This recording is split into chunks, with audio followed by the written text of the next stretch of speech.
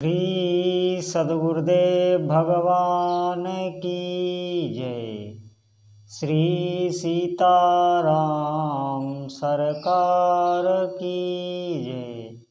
श्री राधारमण लाल की जय। श्री गौरी शंकर महादेव की जय। सभी दर्शकों और भक्तों को कोटि कोटि प्रणाम। सबको प्रेम भरा जय जय श्री राधे। सभी भक्तों से यह निवेदन है, कृपया आज का सत्संग बहुत ही महत्वपूर्ण है और बहुत ही ध्यानपूर्वक इस सत्संग को सुने। निश्चित ही आपको लाभ होगा, निश्चित ही आपके जीवन में मंगल ही मंगल आने लगेगा, निश्चित ही आपके जीवन में अशुभ जो भी अशुभ हैं उनका नाश होगा और आप कुमार्ग से सन्मार्ग पर चल पावे। निश्चित आप निश्चित रहिए, ये भगवान की कृपा से जो भी बोला जा रहा है सुना जा रहा है इसमें केवल मूल भगवत कृपा है। तो सभी उपासकों से निवेदन है, बहुत ध्यान पूर्वक सुने, बहुत ही महत्वपूर्ण विषय है। देखिए, साधना में जब कोई जीव चलता है तो उसे सबसे पहले संशय खड़ा होता है उसके मस्तिष्क में। उसके मस्तिष्क में संशय ये खड़ा होता है कि उसे विश्वास ही पूर्ण रूप से नहीं होता जो वो अपने को समर्पित कर पाए। जब आप समर्पित होंगे तभी आप भजन कर सकेंगे। जब तक समर्पण नहीं है, देहाभिमान है, आपका मन बुद्धि संसार की तरफ आकर्षित हो रहा है, तो आपको भजन कौन करेगा? भजन तो ये मन ही करता है। जब मन शांत होगा, मन निर्विकार होगा, तब ना भजन होगा। जब भजन आपको बार बार मन आपको संसार की तरफ आकर्षित करता है, इंद्रियों के सहित ये मन संसार की तरफ आपको बार बार खींचता रहेगा, तो आप भजन किससे करेंगे? भजन तो मन से ही होता है, मन से ही भगवान के दर्शन होते हैं। कई लोगों का ये प्रश्न रहता है कि नाम से कुछ नहीं होता, नाम से क्या होता है। मैं आपको बता दूं, मेरी ये बातें कोई साधक ही समझ पाएंगे। बहुत ध्यानपूर्वक आप सुने। देखिए, नाम जो है, जैसे जब कोई बहुत गंभीर रोगी होता है तो उसे अंग्रेजी दवा लाभ नहीं करती। अंग्रेजी दवा का केवल एक कार्य है कि वह रोग को तुरंत हल्का शांत करती, हल्का करती है, लेकिन रोग को नष्ट नहीं कर सकती। आयुर्वेद में ऐसी ऐसी पद्धति हैं, ऐसे ऐसे सिद्धांत हैं, अब प्रायः वो लुप्त से हो गए हैं। अब तो सिर्फ आयुर्वेद में पाखंडी रह गया है। लेकिन आयुर्वेद में अब भी कोई अच्छा जानकार हो तो रोग का समूलता नष्ट करने की शक्ति है आयुर्वेद में। ये नाम जो है ये ऐसा ही है।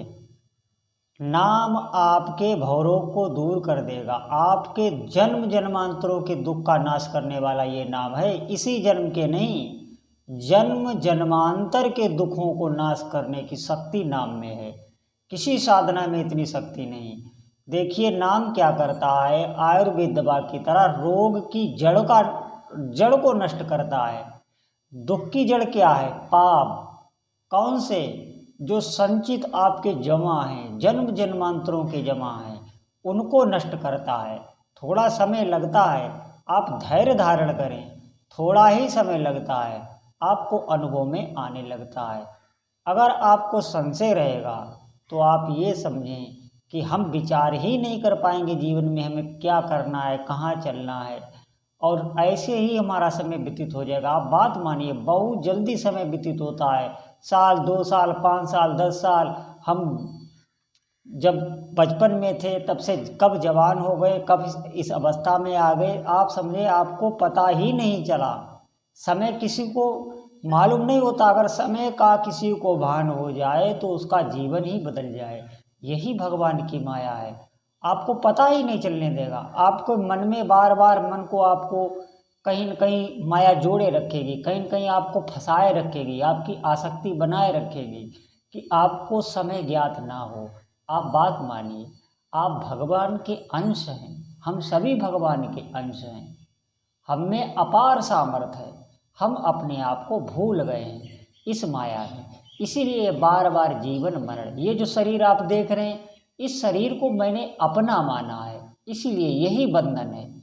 जब भगवान इस पूरे ब्रह्मांड में, आपको बहुत मैं साधारण शब्दों में समझाता हूँ, जब भगवान इस पूरे ब्रह्मांड में सिर्फ अकेले थे, कुछ नहीं था, तो उनके मन में संकल्प आया एक खेल खेलने के लिए। एकाकी ना रमते, अकेले उनका मन ना लगा।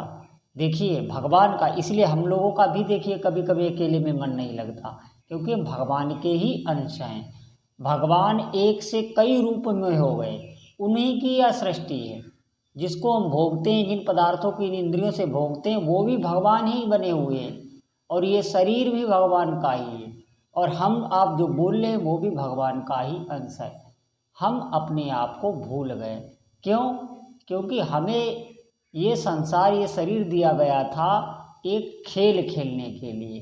देखिए अगर आप जीवन को एक खेल की तरह ही समझेंगे, तभी आप जी सकते हैं, भजन कर सकते हैं। अगर आपने आसक्ति की, सत्य समझा इस संसार को, तो फिर अब आपको दुख होगा, क्योंकि अब आपको लगेगा ये मेरा नष्ट हो गया है, ये मेरा चला गया, ये मेरा।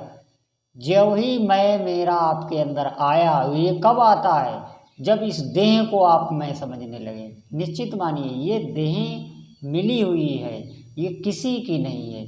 अगर ये मेरी होती तो मैं एक बाल को भी ना पकने देता, न झड़ने देता। मैं कह देता खबरदार, पकना नहीं, झड़ना नहीं, एक बाल भी मैं सफ़ेद नहीं होने देता। लेकिन बाल पक जाते हैं, बाल झड़ने भी लगते हैं, एक रोए पर भी हमारा अधिकार नहीं है। आप विवेक से खुद चिंतन करके आप सोचिए। मेरी बातें अगर आपको असत्य लग रही हैं, मैं पाखंड समझा रहा हूँ, मैं आपको गलत मार्ग दिखा रहा हूँ, तो आप जानें। लेकिन मैं आपको बता रहा हूँ, आप खुद चिंतन करिए, आपके खुद समझ में आ जाएगा। ये नाम इसीलिए बताता जाता है, ये रोग की जड़ को ख़त्म करेगा।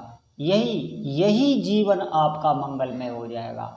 इसी जीवन में आप अपने स्वामी को, जो हमारे प्रीतम हैं, जो हमारे परम आराध्य हैं, जिनको हम भूल गए हैं, इस संसार शरीर को हमने सत्य मान लिया है, इसमें हम मोह की तरह फंस गए, इसे अपना मानने लगे, जबकि अपने भगवान हैं जो सुख के समुद्र हैं, अगाध अनंत। वहाँ कभी प्रतिक्षण नया नया बदलता रहता है। भगवान का रूप भी, भगवान का रूप आप समझें हर पल हर निमिष में बदलता रहता है। आप वहाँ उन भावों में पहुँचने के लिए साधना चाहिए। आप थोड़ा सा भी जब आगे चढ़ेंगे, जैसे आप ऊंचाई पर चढ़ रहे हैं, जब आप आधी दूरी पर चढ़ जाते हैं तो ऊपर की जो आवाज़ें आ रही हैं, जो भी ऊपर कुछ हो रहा है, उसकी आवाज़ें कानों में आने लगती। जब आप आधी दूरी पर चढ़ जाएंगे, कभी आप इस अनुभव को देखना, जब आप ऊंचाई पर कहीं जा रहे हैं, तो जब आधी दूरी पर आप चढ़ जाएंगे तो ऊपर क्या हो रहा है कानों में सुनाई देने लगता है। ऐसे ही आप भजन में लगें तो कुछ समय लगेगा, आपको सब कुछ दिखाने लगेगा, सब कुछ साफ नज़र आने लगेगा। आप निश्चित मानिए, आप विश्वास कीजिए। हमने बहुत लोगों को सुना है, बिल्कुल वो भ्रम में रखते हैं, वो दृष्टि को खुलना मानते हैं कि हम आपका नाम बता दें, आपका गांव बता दें, आपका क्या है, क्या खाया आपने। ये दृष्टि खुलना नहीं होता। आप ध्यान रखना मेरी बात, देखो इसको दृष्टि खुलना नहीं कहते हैं। दृष्टि किसकी खुली हुई है? जो सत्य को जान जाए, जो जान जाए ये संसार असत्य है, बोध हो जाए। पढ़ना और मैं कह रहा हूँ आप सुन रहे हैं, ये जानना होता है, उसको बोध हो जाए, अंतर से अनुभव हो जाए कि हाँ बिल्कुल ये असत्य है। इसे जानना कहते हैं, उसे ज्ञान हो गया। इसी को दृष्टि खुलना कहते हैं। जो इस संसार के नश्वरता को देख ले इन्हीं आँखों से, अपनी अंतर्दृष्टि से, उसी को दृष्टि खुलना कहते हैं। और ऐसी जिसकी दृष्टि खुल जाती है, वो तीनों लोकों में क्या हो रहा है सब कुछ जान लेता, भले वो कुछ ना बताए। लेकिन वो त्रिकालदर्शी हो जाता है। निश्चित मानिए ये सिर्फ भजन से आ सकता है। भजन से ही आप देख पाएंगे अपने शरीर की नश्वरता को, इस संसार की नश्वरता को, और आपको ये भी समझ में आ जाएगा कि पर्दे के पीछे कुछ और है, दिखाया कुछ और जा रहा है। ये बहुत गूढ़ बात मैंने 2 शब्दों में कह दी है, आप इस पे चिंतन करना। पर्दे के पीछे कुछ, ऐसे आपके घर में आप कमरे में बैठे हैं, उस कमरे में बहुत अंधेरा है, तो आपका ही सामान है, सब सामान आपका ही रखा हुआ है गृहस्थी का, लेकिन आपको कुछ भी दिखता नहीं कुछ भी। जब तक प्रकाश नहीं है, प्रकाश की एक किरण नहीं है, तो आपको कुछ भी नहीं दिख रहा। ठीक ऐसे ही हम अंधकार में हैं, हमारा अंतःकरण तमो अंधकार में है, हमें कुछ नहीं दिख रहा। और ज्यों ही नाम का प्रकाश आपके अंतःकरण में होगा तो आप देख पाएंगे कि सत्य क्या है, असत्य क्या है, जीवन क्या है, मरण क्या है, ये शरीर संसार क्या है, जीव क्या है, माया क्या है, ईश्वर क्या है, काल क्या है, सब कुछ आप जान जाएंगे। परलोक क्या है। जिस तरह प्रकाश हो जाने पर सभी वस्तुएं कमरे में हमें दिखाई देने लगती, उसी प्रकार ये सारा जगत आपको सब कुछ भाषित होने लगेगा। निश्चित मानिए, राम नाम मन दीप धर, जीह देहरी द्वार, तुलसी भीतर बाहर जो चाहूँ उजियार। भगवान का नाम, जो भी आपके इष्ट देव हैं उनका नाम इसी जिह्वा से, इस जिह्वा की देहरी, इस जिह्वा के ऊपरी भाग में बराबर अगर नाम जप रहे हैं आप बैखड़ी वाणी से, जो भी आप नाम है, उसी से सब शक्ति प्रकट हो जाती है। कुछ भी नहीं करना, सबसे सरल बात, इसी जीव से आपको जपना है। बाबा तुलसीदास बता रहे हैं सब रिद्धियाँ सिद्धियाँ इसी में आ जाती हैं। तो आपको विश्वास करना है भगवान के नाम पर, सब कुछ आपको पता चल जाएगा। और इसी को ही दृष्टि खुलना कहते हैं। दृष्टि खुलने का ये मतलब नहीं है आपने क्या खाया है, आपके घर में क्या हुआ है, ये सब हम बता दें। ये छोटी मोटी सिद्धियाँ हो सकती, मैं मान सकता हूँ, लेकिन दृष्टि खुलने का मतलब है इस संसार के सार को आप जान जाएं, सत्य असत्य को जान जाएं, सत्य का बोध आपको हो जाए, ईश्वर काल की गति को आप समझ पाए, संसार का रहस्य क्या है, लोक परलोक क्या है, सब कुछ आप जान जाएं। इसी को दृष्टि खुलना कहते हैं। तो इस प्रकार की आप दृष्टि खोलें तो आप भगवान के नाम का आश्रय लें।